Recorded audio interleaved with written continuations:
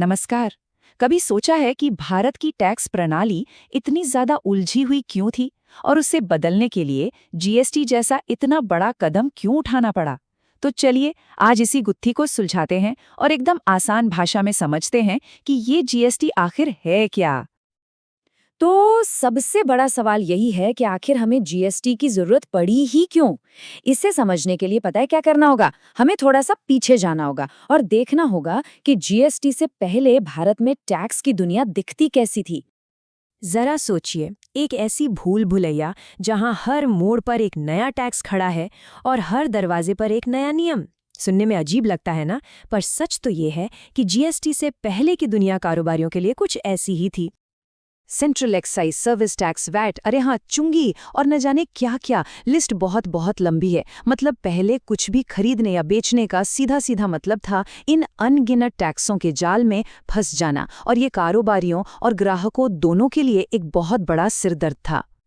लेकिन पुरानी व्यवस्था की जो सबसे बड़ी दिक्कत थी ना, वो थी कैस्केडिंग इफेक्ट। इसका मतलब टैक्स पर टैक्स लगना। अब इसको ऐसे समझिए, मान लीजिए आपने 100 रुपए का कच्चा माल खरीदा और उस पर 10 रुपए टैक्स दिया, तो अब उसकी कीमत कितनी हो गई? 110 रुपए। अब हुआ ये कि जब आप इसे आगे बेचेंगे तो टैक्स 110 रुपए पर लगेगा, 100 रुपए पर नहीं। और बस इसी तरह हर कदम पर टैक्स जुड़ता जाता था और चीजें महंगी होती जाती थीं। तो इस टैक्स की भूल भुलैया और टैक्स पर टैक्स वाली जो ये बड़ी समस्या थी, इसका समाधान क्या था? जवाब था एक बिल्कुल सीधी, सरल और एक जैसी टैक्स प्रणाली, जिसे आज हम सब जीएसटी के नाम से जानते हैं। और यहीं पर होती है जीएसटी की धमाकेदार एंट्री। जीएसटी मतलब एक ऐसा टैक्स जिसने उन सभी पुराने अलग अलग टैक्सों की जगह ले ली। अगर बिल्कुल आसान भाषा में कहें तो ये टैक्स तब लगता है जब कोई सामान या सर्विस बिकती है, न कि जब वो बनती है। मतलब साफ है, जिस राज्य में सामान आखिर में बिकेगा, टैक्स भी उसी राज्य को मिलेगा। इसके पीछे जो सोच थी वो बहुत पावरफुल थी। एक राष्ट्र, एक कर।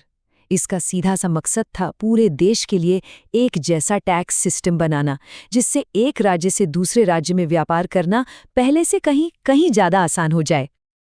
अच्छा, अब इसे एक टैक्स तो कहा जाता है, लेकिन असल में इसके 3 मुख्य हिस्से हैं, और ये इस बात पर निर्भर करता है कि जो भी लेन देन हो रहा है वो हो कहाँ रहा है। चलिए अब इन्हें भी फटाफट समझ लेते हैं। तो सवाल ये है कि ये टैक्स आखिर बंटता कैसे है? देखिए, बहुत सिंपल है।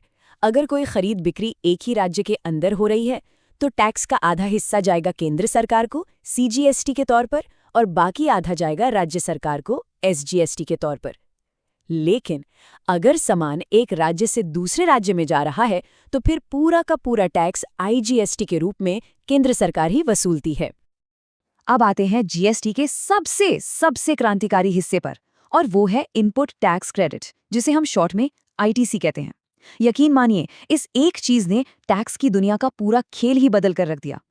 इसे एक उदाहरण से समझते हैं, ठीक है? मान लीजिए आप एक शर्ट बनाने वाले हैं और आपने धागा खरीदा और उस पर टैक्स भी दिया।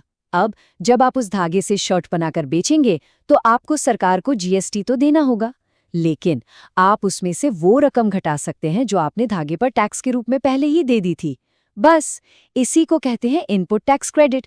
इसका मतलब ये हुआ कि टैक्स सिर्फ उस वैल्यू पर लगता है जो आपने धागे से शर्ट बनाकर उसमें जोड़ी है।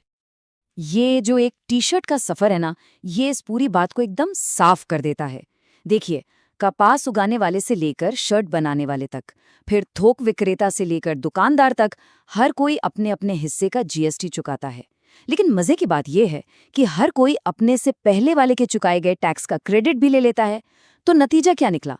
नतीजा ये कि वो जो टैक्स पर टैक्स वाली समस्या थी वो जड़ से खत्म हो जाती है, और टैक्स का जो आखिरी बोझ है वो सिर्फ और सिर्फ फाइनल कंज्यूमर पर पड़ता है। तो इन सब बदलावों का असल मतलब क्या है? जीएसटी ने कुल मिलाकर भारत की अर्थव्यवस्था पर आखिर असर क्या डाला है? चलिए एक नजर में पूरी कहानी को देखते हैं। पहले क्या था? दर्जनों उलझे हुए टैक्स। अब क्या है? एक सिंगल यूनिफाइड टैक्स। पहले टैक्स पर टैक्स लगता था, अब इनपुट टैक्स क्रेडिट यानी आईटीसी ने उस समस्या को ही खत्म कर दिया। पहले हर राज्य में अलग अलग टैक्स रेट्स थे, अब एक जैसी टैक्स व्यवस्था है और इन सबका असर ये हुआ कि पूरा भारत एक कॉमन मार्केट बनने की राह पर चल पड़ा है, जिससे व्यापार करना आसान हुआ है। और ये सारी बातें हमें एक बहुत बड़े सवाल पर लाके खड़ा कर देती हैं कि जब कोई देश अपने टैक्स सिस्टम में इतना बड़ा बदलाव लाता है तो वो सिर्फ पैसों का लेन देन नहीं बदलता, वो असल में ये बदल देता है कि वहाँ व्यापार कैसे होता है, अर्थव्यवस्था कैसे आगे बढ़ती है और पूरा देश एक बाजार के तौर पर कैसे एक साथ जुड़ता है। ये सोचने वाली बात है ना।